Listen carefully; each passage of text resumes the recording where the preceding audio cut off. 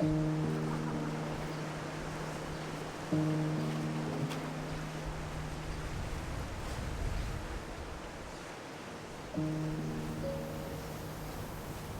we're only a few weeks now of the first official day of summer in New Zealand, and I've been without my camera for 8 to 10 weeks now, as my camera has been in China being repaired. I managed to break the battery door on it, and $1,000 later it's been repaired and returned to Christchurch in the South Island. So next week I'm heading down to the South Island to get into the heart of the South Island, into Fiordland and the national parks down there, to look at some locations for workshops and take some images, hopefully for the website, weather dependent. So I'm hoping to get above the cloud line. I think it's going to be pretty stunning. But I've really missed these last few weeks, these last couple of months, not being out with the camera, and it's been a bit silly of me because I've eventually realised that you don't need your best gear to take photographs all the time. So just means that you maybe can't take stuff for the website and take stuff for commercial clients, but the best part of photography for me is actually getting out and enjoying what's going on around me, and I haven't done that because my big camera, it's silly. So tonight I'm going to head down, or this afternoon I'm going to head down to the beach down here in Tauranga, which is in the North Island, and I'm just going to get the camera out and just enjoy what it is I enjoy, and that's sitting looking at stuff going on around me and just watching stuff and just taking time out from a pretty busy schedule, and just kicking back and relaxing and just enjoying the scenery. So weather looks quite good, weather forecast is quite nice, so depending on the cloud in the west will depend whether we get a sunset colour or not, but either way, whether we do, whether we don't, it's still going to be great being out there with the camera and just shooting with this one, which is the Canon M50. I'm looking forward to it.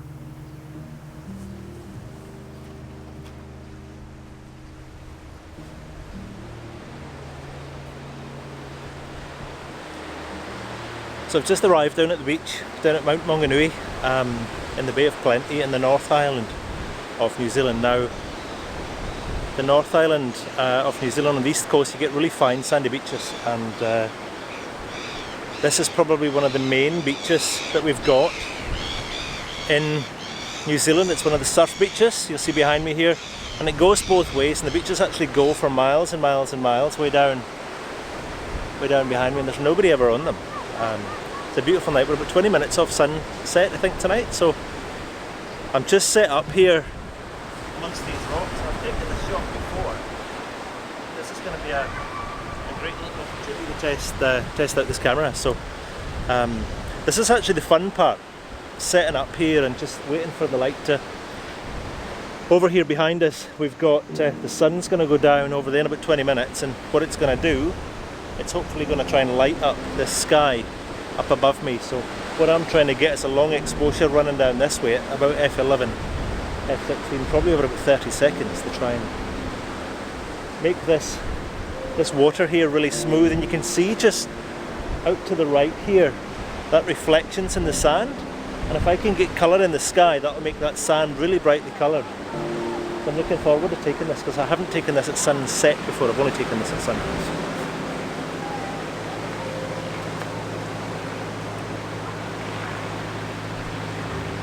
I've missed this. I've actually missed coming out here, because for the next 20 minutes they're going to get so much colour change and light change in the sky that this is actually what I enjoy, just setting up, getting everything set up and ready to go, and just slowing everything down and just stopping life for a second and taking in everything that's going on around you, which is pretty special. It's pretty stunning.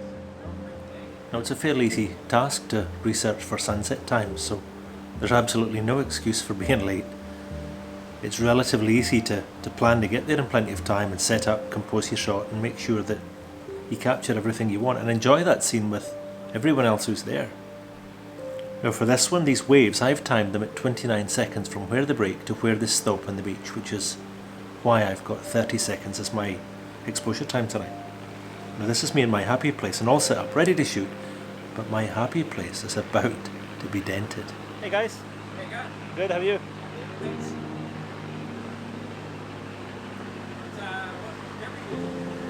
Canon M50. Big truck, what about that? On a big tripod like that, yeah.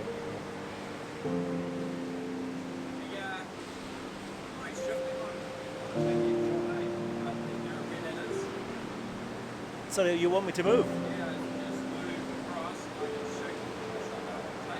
Right, is there not enough room either side, or?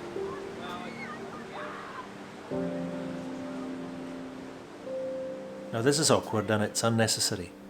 This is a conversation I don't fully understand the need for, and one I'd rather not be having here.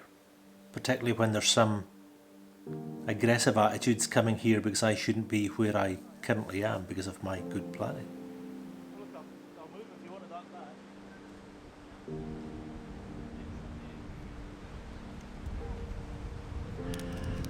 That's ridiculous.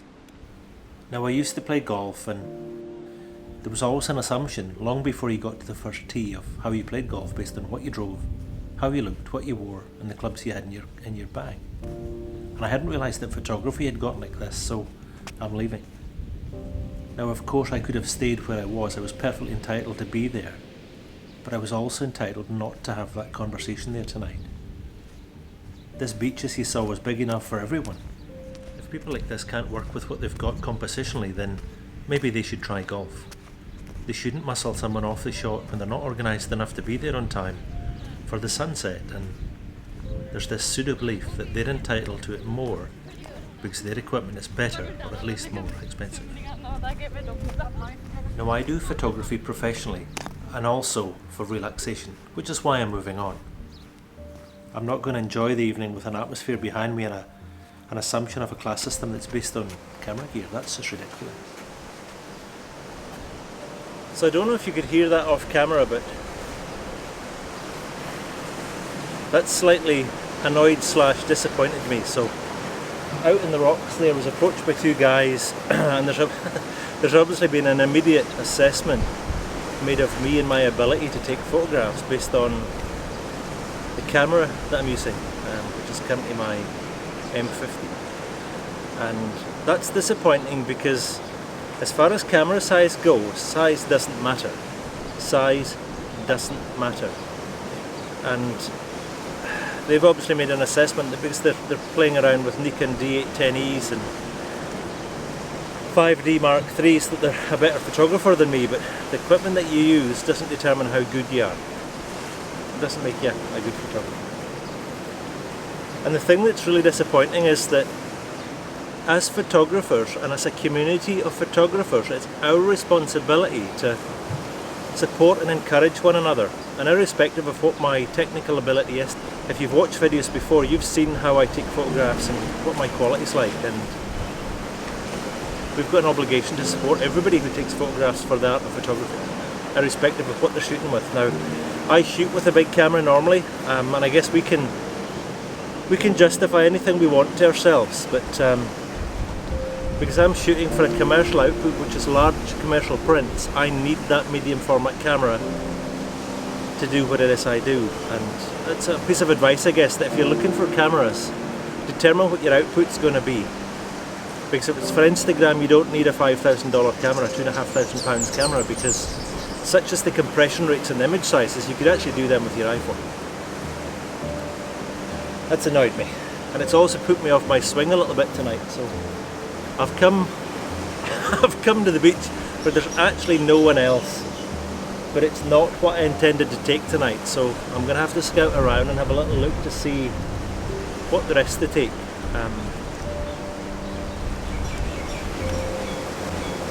Disappointing.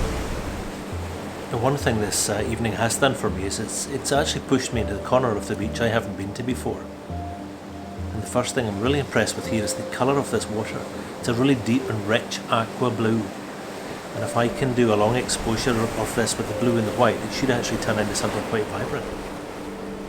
Now, many of my shots are by water, and I do a lot of waterscapes, and I seem to be a little bit fascinated by movement of water, which is probably why I do a lot of long exposures. And this volcanic rock here, this is full of iron, and it's from the volcano just behind me. And it's probably been here for thousands of years with the water washing over it each day. It's actually captivating to watch. I'm still not quite feeling it. I'm looking around at some detail on the beach here and seeing quite closely it's actually shells and not sand. And I stumble across this piece of gold, power shell.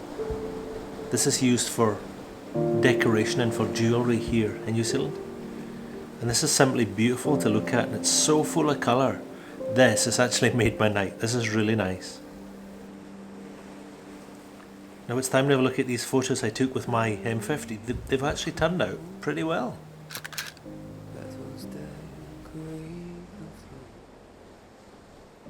Waves gently stroke the shore and places we